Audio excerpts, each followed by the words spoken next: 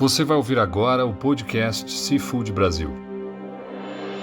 Um novo canal, um novo público e a mesma credibilidade. Toda segunda um novo episódio, com os maiores comunicadores do pescado no Brasil. Fábio Sussel, Ricardo Torres, Letícia Batiston, Thiago Bueno e Fabi Fonseca. Com o patrocínio de Frumar. Olá, é um prazer ter você aqui em mais um episódio do podcast da Seafood Brasil. Eu sou Fábio Sussel, pesquisador científico do Instituto de Pesca. E neste episódio estarei conversando com Regis Sasaki, ele que é diretor da Abracel e também chefe consultor. E me acompanha nesse bate-papo ainda o Luizinho Hirata, presidente da Abracel São Paulo e proprietário de restaurante. Regis, seja bem-vindo ao podcast da Seafood Brasil. Obrigado, Fábio. É um prazer estar aqui com vocês. Estou à disposição. Maravilha. Luizinho, também é uma satisfação ter você aqui com a gente. Eu que agradeço, Fábio, o convite. É uma honra estar aqui com vocês, falando sobre um tema tão importante na nossa cadeia produtiva, né? Na nossa cadeia de restaurantes, que é o consumo dos pescados. Com certeza, né? Alguma coisa de errado tem naqueles 10 quilos de consumo per capita no Brasil e 20 quilos no mundo. Mas a gente ainda vai falar disso. Inicialmente, para quebrarmos um pouco o gelo, uma pergunta meio padrão que eu faço aos convidados, né? Ô Luizinho, quando e como, na sua carreira profissional, ou até mesmo pessoal, que isso pode ter acontecido lá atrás, né? O pescado cruzou na sua vida? Olha, Fábio, a minha avó já tinha restaurantes, olha que privilégio, nossa. Né? E eu cheguei a morar com a minha avó. Então, desde pequeno, essa paixão por restaurante veio, assim, me acompanhando, né? Eu tinha 6 anos, ficava com a minha avó quase o período da tarde inteiro, depois que voltava da escola e sempre ajudando ela. E o pescado faz parte da dieta dos orientais, né? Nós temos essa vantagem. Então, a gente sempre consumiu muito pescado. Mas foi a partir de uns 16 anos que eu comecei na carreira de auxiliar de sushi man, né? Tenho muito orgulho de falar que faço sushi. E desde então não parei mais, né? Já tenho mais de 30 anos de profissão. Então sempre teve presente na minha vida o pescado. Então já tem uma certa história aí, né? Não foi do nada que aconteceu, né? Ah, sim, tem uma tradição de família, né? Maravilha. Sou a terceira geração da minha família com restaurantes já. E para você, Regis, desde quando o pescado está presente na sua vida? A história é um pouco parecida também, né? Por conta da família, os avós, né? Descendentes de japoneses. E principalmente por conta dos meus pais, eles forneciam para a Liberdade, né? Os bentôs, aquelas comidas já prontas para as lojas de conveniência. E eu comecei com eles também, ajudando em casa, né? Então minha mãe falava sempre, vai ajudando e tudo que você for fazendo, você vai anotando aí no papel, né? E no final do mês eu vou pagar para você. Boa. Até hoje eu não recebi. Não recebeu, mas pelo menos virou um profissional do setor, né? E depois eu fui para restaurante, né? Com 18 anos e comecei ali como auxiliar, lavando louça e fui crescendo, né? Crescendo até hoje, não parei também de trabalhar na área, né? Sempre no mesmo segmento aqui. Que bacana, que bacana. Ô Luizinho, primeiro de tudo, para a gente colocar quem está nos acompanhando na mesma página, né? O que é a Abracel e qual o papel dela dentro do contexto de pescado? Bom, a Abracel é a Associação Brasileira de Bares e Restaurantes. É uma associação formada por proprietários de bares e restaurantes. Certo. Nós somos a maior associação do país, estamos entre as 10 entidades mais significativas do país, né, nessa área, e o nosso papel, eu acho que é fundamental na difusão do consumo de pescados. E por que eu digo isso? O pescado ainda tem aquela barreira que, além da dificuldade que é a cadeia ainda, a gente vai discutir um pouco sobre isso, mas é difícil, você fala para sua mãe, olha, eu vou levar um peixe para fazer em casa, ela vai ter uma reação, às vezes, puxa, muitas vezes ela não sabe limpar, outras vezes tem também um problema do resíduo, né? Fica sempre aquela preocupação. Tem 2 perguntas seguidas disso, né? Que peixe você vai trazer? Exatamente. Já traz limpo, viu? Exatamente. Já outras famílias gostam, né? Minha tia adora a cabeça do peixe, que é super nutritivo, uma delícia para fazer. Mas tem essa barreira, então os restaurantes acabam sendo essa porta de entrada do consumo do pescado, né? Principalmente os japoneses, que eu represento também, mas a Brasel representa restaurantes de todas as modalidades. Isso. E o pescado está presente em tudo. Quem nunca comeu uma pizza de atum ou com anchova, não é? Que é uma delícia. Nas massas, enfim, ele pode estar presente em qualquer tipo de culinária e está presente no mundo inteiro, né? É que no Brasil ainda falta essa cultura de a gente consumir o pescado. E aí que nós, do setor de proteína aquática, temos o privilégio de ter um presidente e um diretor da área de pescados à frente da Abracel, né? De certo modo, isso acaba sendo uma oportunidade, né, para fomentar esse consumo. Mas, por outro lado, eu gostaria que ou você ou o Regis fizesse um comentário a respeito da questão que eu tenho observado nos últimos anos da participação do pescado em churrascarias, né? Seja na forma de sushi, seja na forma de um tambaqui ou um pirarucu assado. O que explica esse comportamento do consumidor de pedir na churrascaria a participação da proteína aquática? É muito por conta também da culinária, a parte de sushi e sashimi, né? Ela tem entrado no hábito alimentar do brasileiro. Os restaurantes à la carte, os rodízios. E a churrascaria, eles começaram a colocar também o sushi e o sashimi nos rodízios, né? Como opção ali na salada do buffet. Né? E, consequentemente, também agora os restaurantes estão fazendo os peixes assados, né? Tipo churrascada de peixe, né? Churrascada de peixe. Que funciona muito bem com frutos do mar, né? Peixe, proteína saudável também. Eu acredito muito que, por conta da proteína ser muito saudável, tem uma procura muito grande. Né? Hoje praticamente não tem churrascaria sem o sushi. Tudo bem que não é o sushi da receita original, né? Mas, de certa forma, puxa o consumo de pescado. Então, é bem-vindo, né, Luizinho? Não, super bem-vindo. E eu chego num ponto até um pouco mais adiante, né?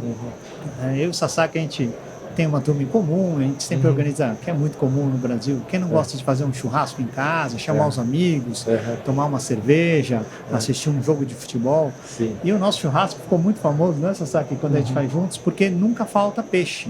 No churrasco. No churrasco da sua casa, fica uma delícia, equilibra, porque a carne vermelha é ótima também, mas o equilíbrio é muito bom, fica uma coisa mais leve, né? Então a gente sempre coloca um peixe, uma anchova, um meca, tem diversos, bem da época, tem muito peixe que você pode fazer na churrasca. E faz parte da cultura do brasileiro. Camarão grelhado, né? Frutos do mar, né? A gente Sardinha portuguesa, fica ótimo. Bacana. E olha, você falou aí uma questão interessante, a meca, né? Quando a gente pensa em consumo de pescado, é importante pensar nas alternativas. A meca é um peixe que foi feito para ser assado. Você concorda? Sim. É impressionante. Tanto que ela é conhecida também como a picanha do mar, né? Exatamente. A gente sempre faz um churrasco, faz um sucesso. Muita gente fala, mas churrasco de peixe? E fica uma delícia, né? Coisa que o consumidor final ainda não tem esse entendimento, né? Que quando se fala em meca, olha, dê preferência para fazer na churrasqueira, porque ela tem uma gordura entremeada e parece que essa gordura reage um pouco com a fumaça e fica um sabor sensacional, né? O pescado a gente tem um grande trabalho a ser feito, isso que você está falando, né? Nós que trabalhamos na área, a gente tem muito essa noção. Mas mesmo um pescado comum, é igual uma carne ninguém vai pôr na churrasqueira uma carne que não seja própria, uma picanha boa para churrasqueira, mas você não vai pôr Uma ponta de peito. Exatamente, não é? Então tem tudo isso. A gente tem essa parte de também instruir o público, porque às vezes fala, ficou ruim, mas às vezes você não usou o produto certo para a atividade correta, né? Claro. Tempero também acho que influencia bastante, né? De repente você... um peixe mais magro, você temperar com um pouco de mais de gordura, uma manteiga, né? Alguma coisa para poder dar mais suculência à proteína. Faz todo sentido. O peixe, se for muito magro, tem que dar uma hidratada, porque senão ele seca e fica sem sabor. Isso. Né? Isso eu vejo assim, num primeiro momento parece ser um problema, mas o olhar otimista me diz que a gente deve olhar para isso como oportunidade. Olha aí quanta coisa a gente tem pela frente, né? Então é rico saber que tem isso tudo na nossa mão. Né? Não, e é incrível porque o Brasil, com o litoral que nós temos, né? E a gente tem um consumo de peixe muito baixo em relação a outros países, né?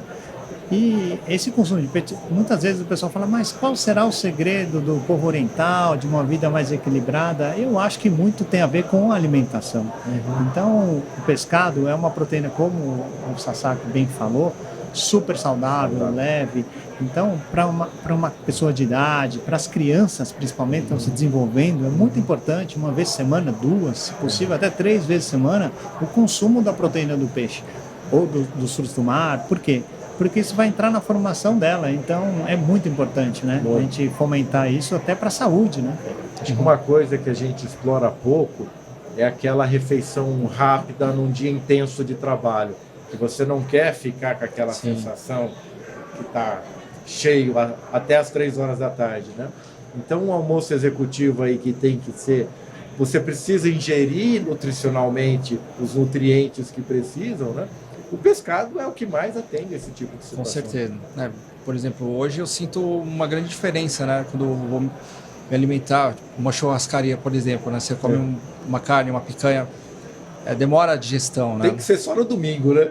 Verdade. Você come um peixe ali grelhado, você fica leve, você fica mais, né? Em meia hora você já está pronto para estar 100% no negócio. Luizinho, você falou do nosso litoral, o extenso litoral que nós temos, e a diversidade de espécies que nós temos nesse litoral, né?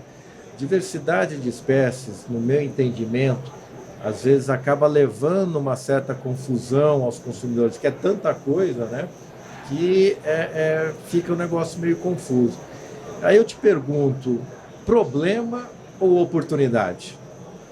Com certeza oportunidade. A gente nunca pode reclamar de ter produto no litoral desse com tanta variedade, né? Isso é um privilégio que Deus deu ao nosso país, assim, e não é só o litoral, né?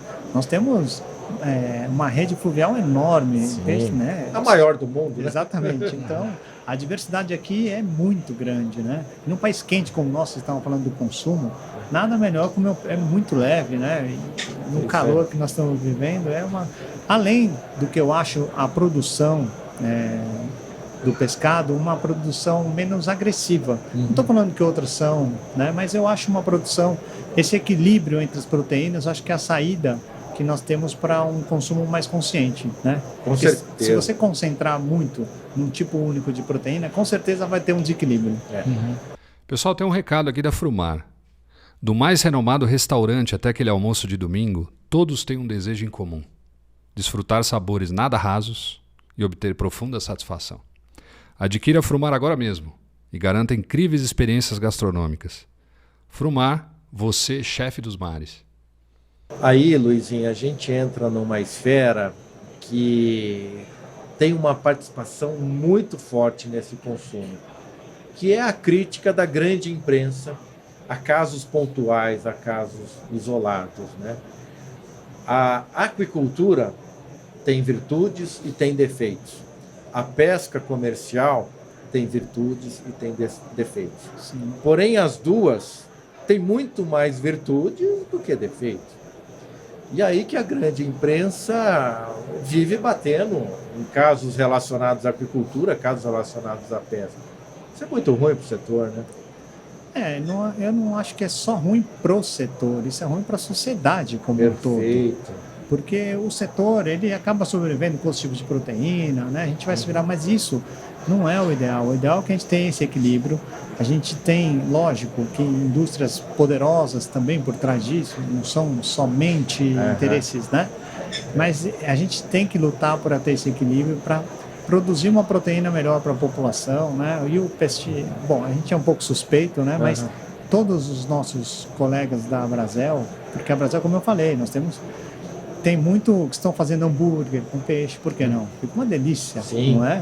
Sim. Nas casas de massa é muito comum hoje em dia você ter um peixe grelhado com uma massa, que é uma coisa que combina muito, os frutos do mar, então eu acho que esse consumo a gente tem que incentivar, muito também porque o Brasil é um país que tem um problema ainda de fome, olha que loucura, e a gente tem uma proteína tão boa, em abundância, que a gente pode trabalhar bem, e seria uma saída enorme assim para as crianças, principalmente, né? Eu bato muito nas crianças, que eu tenho 2 filhos e eu sempre incentivei o consumo, eles adoram, né?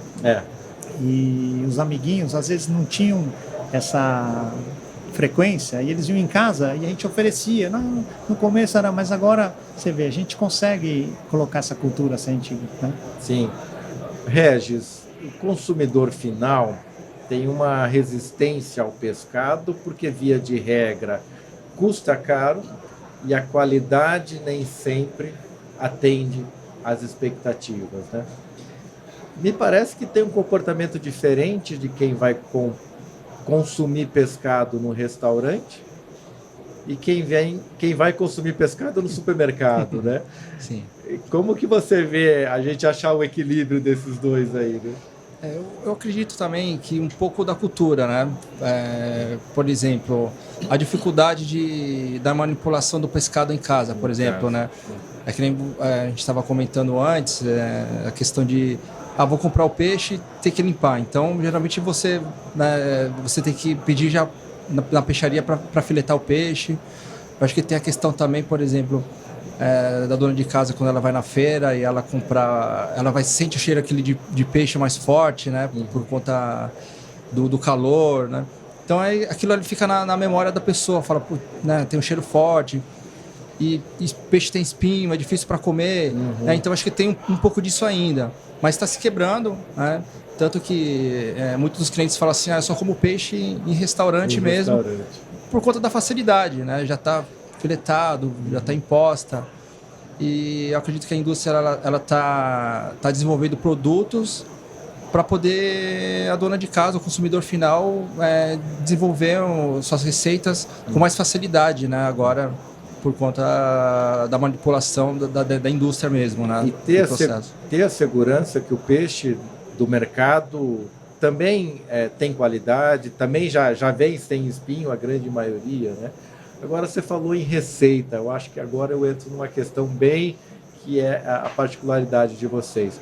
Claro que no restaurante tem o peixe elaborado e tal, mas no dia a dia, peixe é um negócio simples, né, de cozinhar.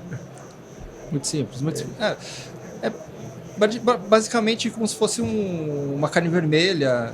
Se você temperar só com sal, dependendo do peixe, fica sensacional. Dependendo do peixe, pode acrescentar um pouco de limão. Você tem que conhecer um pouco também do que você vai manipular, né? Assim como outra proteína, um vegetal, você tem que conhecer um pouquinho. Assim você vai conseguir temperar melhor o seu pescado. Tem uma fala clássica do Alex Atala, que é um chefe muito voltado para o pescado, né? Que se o pescado está fresco, está bem conservado, na verdade, né? Menos é mais. Não agride, né? Só um sal, um azeite. O japonês, ele até na parte de sushi, sashimi, eles comem basicamente só com um pouquinho de shoyu, né? Sim. Pouco shoyu, justamente para não alterar muito o sabor do peixe. E alguns pescados, um pouquinho de limão e um pouquinho de sal só, até sem o shoyu.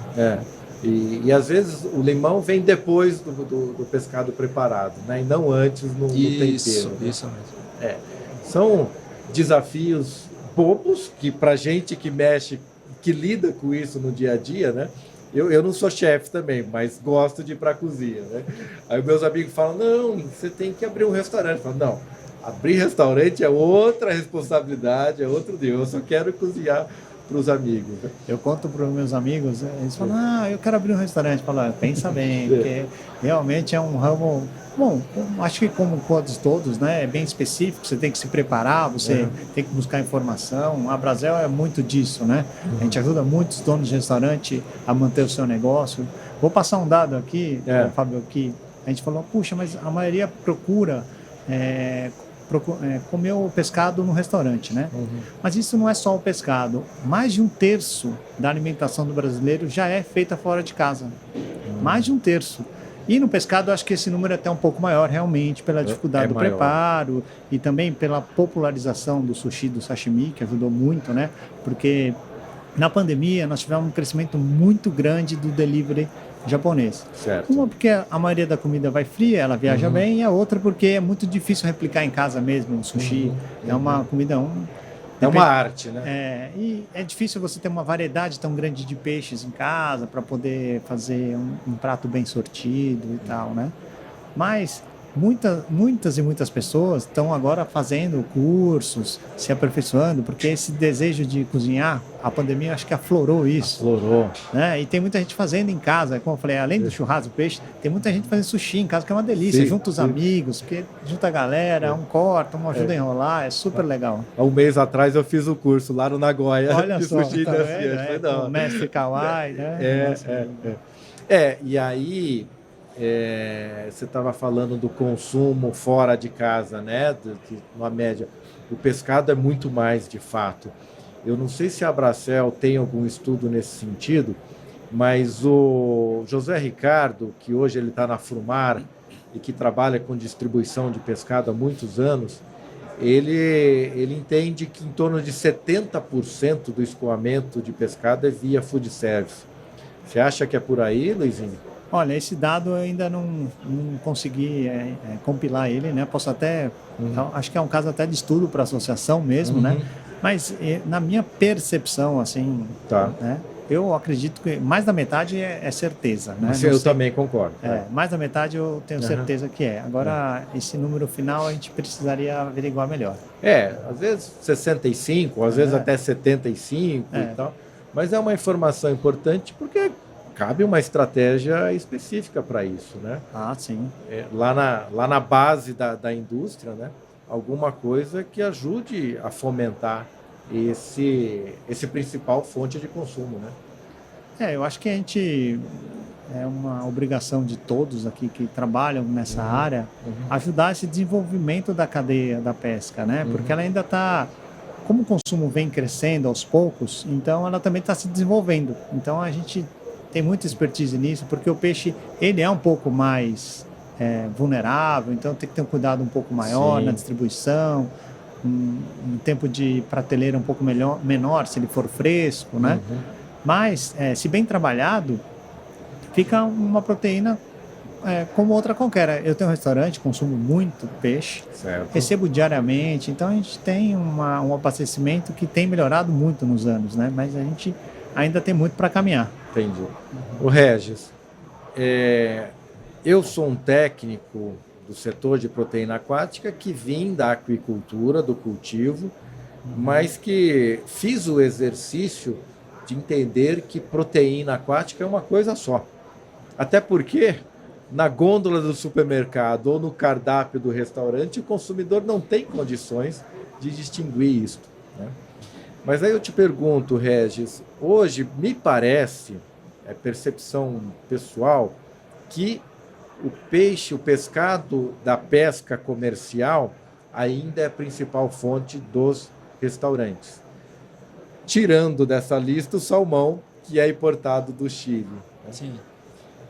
Como que você vê a participação do pescado de aquicultura, já que o peixe da pesca comercial está estagnado, né? Daí para mais vai ser difícil, né? Eu acho que é fundamental, principalmente para você manter um padrão do pescado. Como você falou, a pesca no Brasil ela ainda é muito amadora, né? Então, desde quando você tira o peixe do mar, você tem que ter o cuidado com ele, né? Então, a indústria, eu acredito que através dos protocolos, você vai ter um padrão, né? E vai ter um controle melhor em todos os quesitos, né? E falta realmente para pesca essa mais artesanal um pouco mais dos pescadores, né? Consciência dos pescadores, né? Então, se tiver um trabalho melhor, com certeza teremos um produto muito melhor na ponta, né? Por conta da nossa costa, tudo, né? De oferta de produtos. Interessante que você falou o trabalho do pescador, né? Isso. Tudo que ele quer é pegar muito peixe, mas quando ele pega, ele não dá conta de cuidar de tudo aquilo, né? Isso. Aí tira do mar, que poderia estar vivo lá, e perde qualidade até chegar na onde deveria ser escoado, né? Eu acredito que, assim, a minha visão é que a cultura do pescado ela vai ser fundamental, como todas as outras proteínas. Antigamente você pegava um porco selvagem, Caçava. né? Exato, e a natureza não vai, o oceano não vai suportar o aumento dessa demanda, né? Então, a agricultura ela é fundamental para sustentar esse mercado no futuro, entendeu? Então ela vai desenvolver muito, acho que é o caminho, a gente tem que ir cada vez mais, e como o Reis falou, é muito mais rastreabilidade, você tem um padrão muito maior, uma segurança alimentar muito maior, então eu acho que é o caminho. Um aproveitamento muito maior, você vai despescar exatamente o que você vai vender, você vai aproveitar todo o seu produto, né? Quando os ossos, vai fazer farinha, então é um aproveitamento total mesmo. Esse ponto de vista é interessante. Maior eficiência Muito maior. da produção de alimentos, né? Eu vejo que isso aconteceu de forma muito clara mais recentemente no tambaqui. Sim. Não é um produto tão apreciado na culinária japonesa, por enquanto, mas faz parte do nicho proteína aquática. Ele padronizou, né, a produção, padronizou o tamanho, padronizou o abate, os cortes, né, e hoje caíram no gosto dos consumidores, né?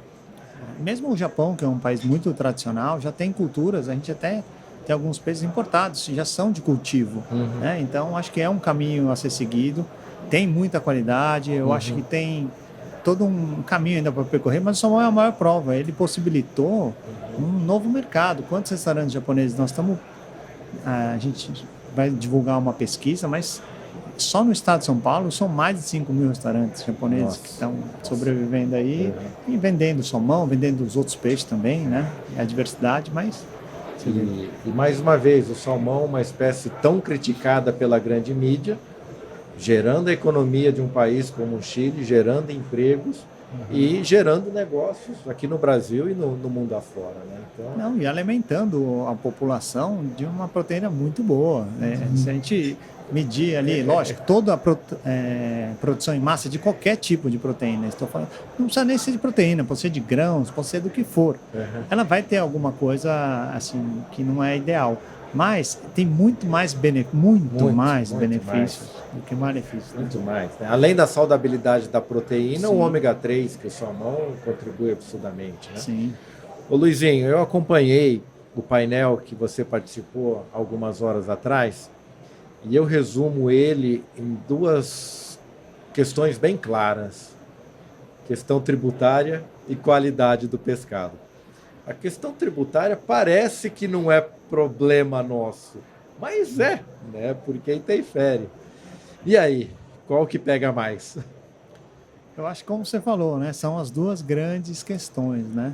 Eu acho que a questão tributária ela é muito importante porque ela não está num equilíbrio, ela está desequilibrada, né? Ainda mais num país como o nosso, que precisa tanto de alimentação, de uma alimentação saudável, de defender as cadeias produtivas, né, que trabalham corretamente. Então, essa tributação tem que ser revista, né? Infelizmente, quanto menor o consumo, mais difícil é você lutar né? Aham. Então, com o crescimento e com a união das associações em torno de um tema que é muito importante, acho que a gente vai conseguir, não vou falar que melhorar, porque a questão tributária no Brasil é muito complicada, né? Reduzir nunca vai. Exatamente. O governo nunca vai deixar arrecadar menos. né? Mas é um absurdo sobretaxar um alimento tão importante para as crianças, para os idosos, para toda a população. Esse que é o entendimento, Luizinho. Impostos são inevitáveis, infelizmente, né? Mas ter mais atenção àquilo que está sendo taxado. Né? Eu acho que Exatamente. tem que ter um bom senso nesse sentido. Né? Agora, quanto à qualidade, Regis, uma coisa que me incomoda bastante, que o que precisa para ter qualidade custa muito pouco perto do valor agregado que é a proteína aquática. Eu estou falando do gelo, né? A cadeia do frio. Às vezes, gelo pode custar para o frango, mas para o pescado não, né, Regis? Eu acredito também que, por exemplo, a produção do gelo em alguns estados ou próximo da área que é pescado pode ser um pouco mais caro do que, né, uma área urbana, por exemplo, né? Então eu já percebi, conversando com alguns pescadores, que eles falam assim, nossa, o gelo é caro aqui na praia, o gelo derrete muito rápido, então tem gente que economiza gelo. Né? Então, como você vai economizar o gelo para conservar o pescado? Né? Então, já parte daí. Concordo. Vamos pegar lá a região norte, faz sentido. Mas a região sudeste, não é que o gelo é caro, é que falta orientação para o pescador fazer conta. Né? Falta boa vontade às vezes também, eu acredito. Vontade, entendeu? É aí que vem uma comunicação tão simples, tão do passado, mas que ainda não está devidamente encravada nos pescadores, né? Que é ter o entendimento que o pescado bem conservado com bastante gelo vai valer mais, e aí ele consegue pagar o gelo que ele usou, né? Então, acho que talvez a Abracel, nesse sentido, né? Aqui dando sugestão aí da associação de vocês, pensar em estratégias de trabalhar melhor essa questão aí para chegar peixe de melhor qualidade, né? Todos vão ganhar. Exatamente. Bom, o sonho de todo cozinheiro é ter a matéria-prima de máxima qualidade, porque como minha avó falava, e o Regis falou bem aqui, né? Você tendo uma matéria-prima de muita qualidade, você vai fazer o quê? Você não vai interferir, você vai fazer o menos possível, porque a matéria-prima é o principal, né? É o que você vai realmente servir ali, né? Essa questão do gelo, por exemplo, até na feira, foi bem falado ali na nossa palestra, o que cheira na feira não é o peixe mesmo, é a água que está pingando com gelo e aquilo que oxida no chão, porque vai ficar ali, né? Não é o peixe que está com cheiro forte, né? E aquilo traz um mal-estar, uma sensação ruim, né? Então a gente tem que até nisso rever a nossa maneira de venda, né? Porque eu não tenho esse número, mas vocês devem ter, mas a feira ainda é um grande caminho para distribuição, porque muitas vezes a pessoa não tem condição, está numa área mais isolada e tal, de receber um pescado diferente e tal. Então, acho que... Com certeza, a feira é um importante veículo de escoamento, vamos assim dizer, porque é cultural, né? Sim. Ir lá fazer feira e comprar peixe, porque, de fato, mesmo eu sou de Jaguariúna, um pouquinho longe do litoral. É na feira livre que eu tenho a oportunidade de comprar um pescado de melhor qualidade. Né? E concordo contigo, muitas vezes o que cheira é a evisceração em volta ali e tal, e não o pescado. Exatamente. E que, mais uma vez, vem orientação do feirante, né, meu? Limpa isso, as carcaças, joga dentro do gelo e não numa bombona qualquer, para evitar que ela venha cheirar. Por incrível que pareça, né? O pescado que nós temos hoje mais fresco é o salmão. E o salmão vem de outro país, né? 10 dias de viagem do Chile para cá. Bem colocado, velho. É isso mesmo. Mas é o que a gente falou da cadeia, né? Além da cadeia, por isso que eu falo que a indústria é muito importante nesse processo. Você vê, uma coisa que eles conseguem padronizar, eles já sabem a quantidade certa de gelo que tem que pôr na caixa, isso é muito importante. Até para nós no comércio é uma segurança muito grande, né? De você conseguir servir um produto muitos de nós servimos ele cru. Sim, Né? sim, Então tem sim. que ter uma qualidade extrema ali para você não ter nenhum tipo de problema. Profissionalismo da cadeia, né? Exatamente. Eu imagino na situação de vocês a confiança que é abrir uma caixa limpinha, branquinha, tem lá o plástico por cima, então quando a gente abre aquilo, traz uma sensação de segurança, né? E o padrão, né? Como Padrão. falou, é muito importante, né? É. Você ter, porque aí você consegue fazer seus cursos, consegue fazer um CMV, né? Que é o custo da mercadoria, bem elaborado, porque aquilo vai ter um padrão para você manter, né? Eu agora vou fazer um exercício com vocês. Eu tenho umas informações aqui do consumo de proteína aquática. No Brasil, pescado 10 quilos, suíno 22 quilos, bovino 27 quilos e frango 43 quilos. A disparidade é grande, Se a gente pegar 1 quilo de cada aqui e subir esse consumo para 13 quilos per capita ano, a gente consegue atender esse aumento do consumo, seja com peixe de cultivo, com peixe da pesca comercial, ou a gente vai estar criando um problema a mais? Bom, eu acho que se fosse uma subida muito brusca, né? Se pular de 10 para 13 num único período, eu acho que pode ter algum desequilíbrio, né? Mas eu ainda acho que nós estamos trabalhando com uma cadeia pouco eficiente. Correto. Então, eu acho que ainda temos muito para melhorar. Eu dou um exemplo do restaurante mesmo, né? Quando eu comecei ali, era aquela correria. Para você fazer, de repente, né? Sabe que não é assim no começo? Você faz 100 pessoas, parece que o mundo vai acabar. A cozinha vira de perna para o ar e tal. Hoje em dia, eu faço em torno de 1.000 pessoas por dia e vou tranquilo, não é? Então, você vai se adaptando. Eu acho que o que a gente tem que incentivar é o consumo do pescado, entendendo que isso é bom para a população, entendendo que isso é bom para a saúde das pessoas, né? E eu acho que a cadeia ela vai acompanhar, como nas outras culturas acontece, vai acompanhar, sim. Também se tiver uma orientação, né? Por exemplo, hoje nós estamos acostumados a comer muito o filé do peixe. Né? Tem a cabeça do peixe, que você tem carne, você pode fazer um caldo. Tem a parte do pescoço do peixe, que geralmente o pessoal não come, vai pro lixo, né? A própria pele do peixe, né? Tem gente que frita a espinha. O japonês, ele pega a espinha do peixe e frita, come como se fosse um biscoito, assim, bem crocantezinho. Então, se tiver uma orientação, introduzindo a cultura de estar comendo essas partes do peixe, né, que nós não temos o costume de comer, também acho que ajuda bastante também. Boa, bem colocado, Regis e Luizinho. Tá aí um exercício que eu não tinha feito ainda. Eficiência. A gente pode aumentar o consumo com a mesma produção. Sim.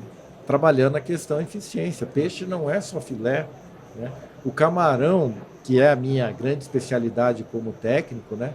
Tirou a cabeça, tirou a carapaça, é 50%. Né? Cabeça de camarão, 30%. Então, de cada 10 carretas de camarão que vem do Nordeste, 3 é de cabeça, que muitas vezes vai para o lixo. Dependendo da qualidade dessa cabeça, às vezes não tem muito o que fazer. Mas muitas das vezes dá para aproveitar, né, Red? Você mesmo deve saber de várias opções aí de aproveitar uma cabeça de camarão. Sim. A cabeça, você pode, dependendo do tamanho do camarão, você pode fritar ela inteira. Ela tem aquela parte que fica bem embaixo da cabeça, que é as perninhas, né? Fritinho fica uma delícia. O sabor do camarão tá ali, né? Espreme o hepatopâncreas ali, dá uma lavada por dentro, né? Que é o estômago do camarão ali. Fazer um fumê também, um caldo de peixe, você pode pegar a cabeça, tirar o caldo, você pode congelar esse caldo para utilizar, né, no outro dia, né? Enfim. Tá. Nem sempre precisa usar na hora, né? A cabeça de camarão, você consegue extrair o caldo, como colocou, congela, numa outra oportunidade você trabalha o caldo congelado, né? Maravilha, o papo tá bom, Muito mas bom. Estamos chegando no nosso tempo aqui, né? Luizinho, mais alguma consideração? Não, só agradecer, né? E o convite e também parabenizar a Seafood, que é uma feira muito importante para o nosso setor. Eu acho que a gente tem que incentivar as pessoas a conhecer mais dessa cadeia do peixe, dos pescados, dos frutos do mar, porque, como eu falei, não é só importante para o restaurante, é importante para a sociedade. Exato, então é uma obrigação nossa aí. E contem com a Brasel no apoio aí das suas causas, que nós estamos sempre juntos. Inclusive, fazendo um comentário adicional aqui, temos muito a evoluir, mas evoluímos até aqui, né? Porque numa feira como essa a gente tem a Bracel, tem a Bipesca, tem Peixe BR, Peixe SP, a BCC, ou seja, o setor de produção, seja da pesca, seja da agricultura, o setor de escoamento já está tendo entendimento da importância da união, né? Ponto para a gente nesse sentido, né? Exatamente. Regis, alguma consideração final aí? Também gostaria de agradecer o convite, né? Parabenizar a Seafood pela feira.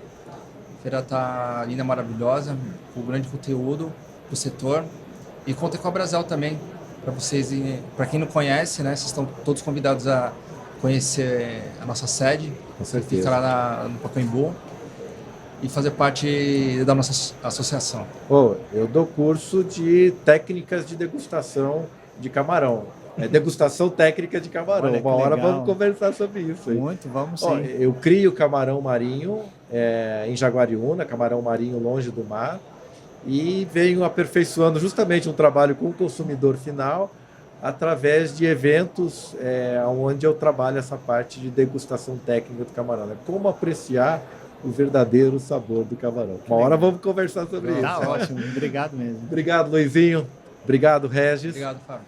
Este conteúdo foi relevante para você? E você, como empresa, considera que iniciativas como esta fomentam o consumo de pescado? Então patrocine o podcast da Seafood Brasil e dê vida longa para informação séria e comprometida com o setor. Um forte abraço, até o próximo. Você acabou de ouvir mais um episódio do podcast Seafood Brasil.